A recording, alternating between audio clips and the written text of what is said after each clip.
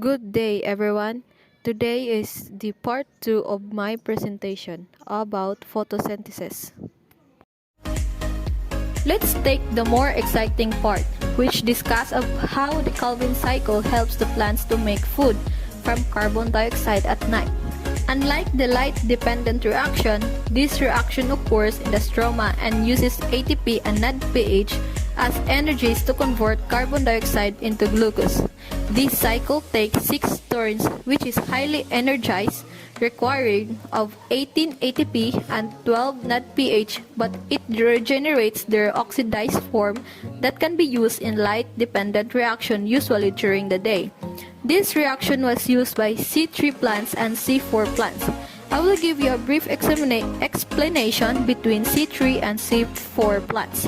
C3 plants means the plants produce a 3-carbon compound called 3-phosphoglyceric acid, while C4 plants produces a 4-carbon intermediate compound which split into carbon dioxide and 3-phosphoglyceric acid.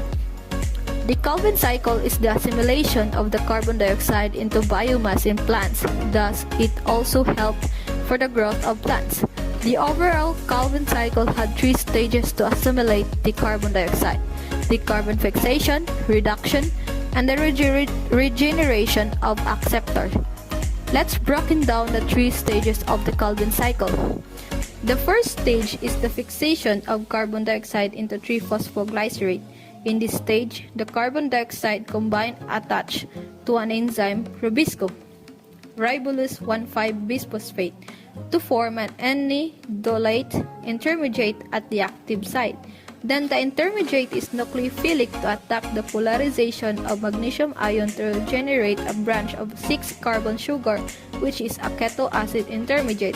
The keto acid intermediate undergoes hydroxylation at the carbon-3 carbonyl to hydrolyze the intermediate. Lastly, the intermediate was cleaved and carbanion protonated to produce 2 molecules of 3-phosphoglycerate.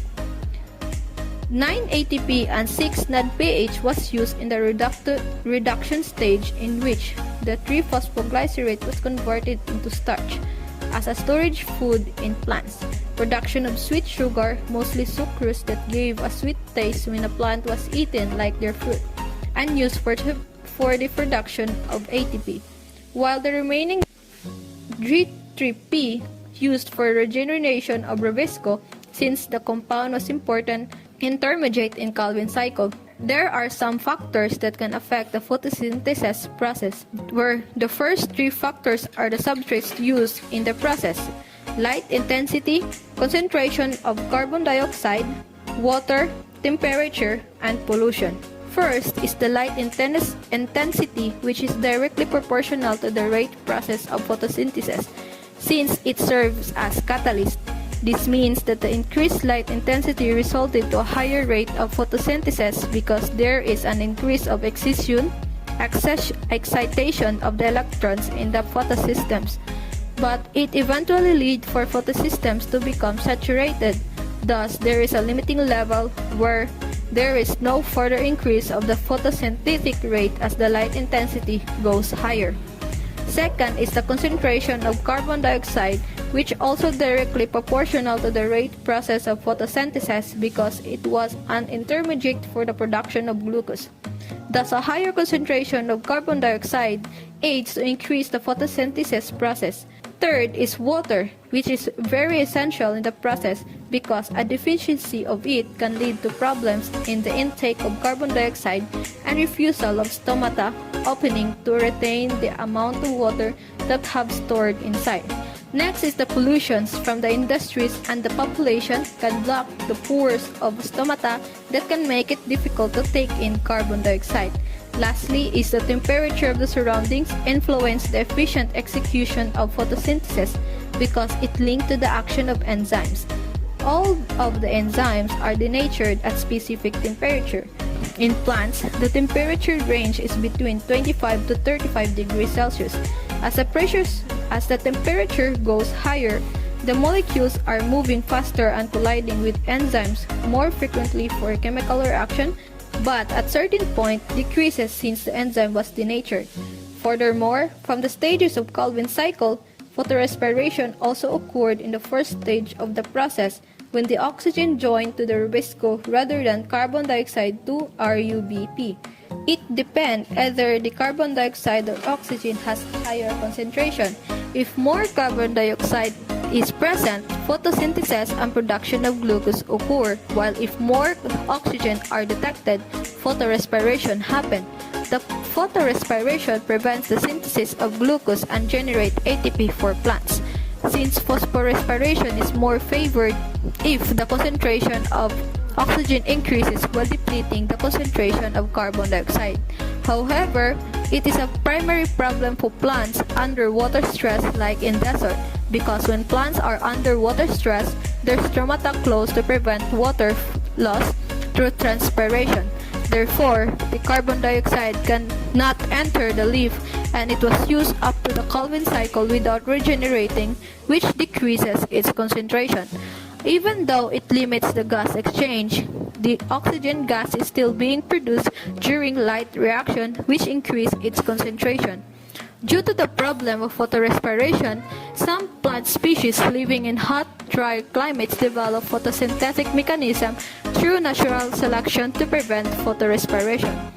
C4 plants are one type of plant species that has a certain mechanism to prevent photorespiration. This kind of process likely favored Calvin cycle over photorespiration. The carbon dioxide is transferred from the mesophyll cells into bundle sheath cells, which are impermeable to carbon dioxide. The bundle sheath cell contain chloroplast.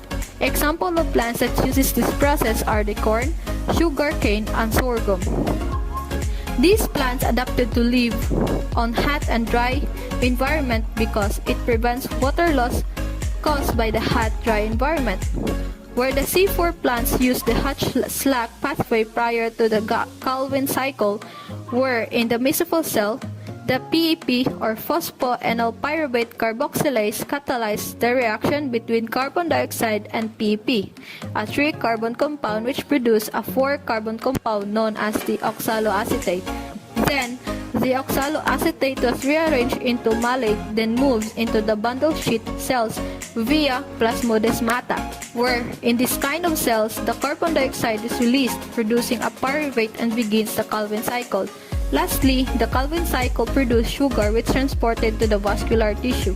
Furthermore, succulent plants like cactus needed another mechanism to survive in a very hot and dry environment like in desert where there are limited or no supply of water.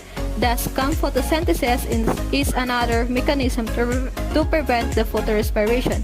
In CAM or crassulacean acid metabolism or photosynthesis, the plant can open their stomata at night to obtain carbon dioxide and release oxygen.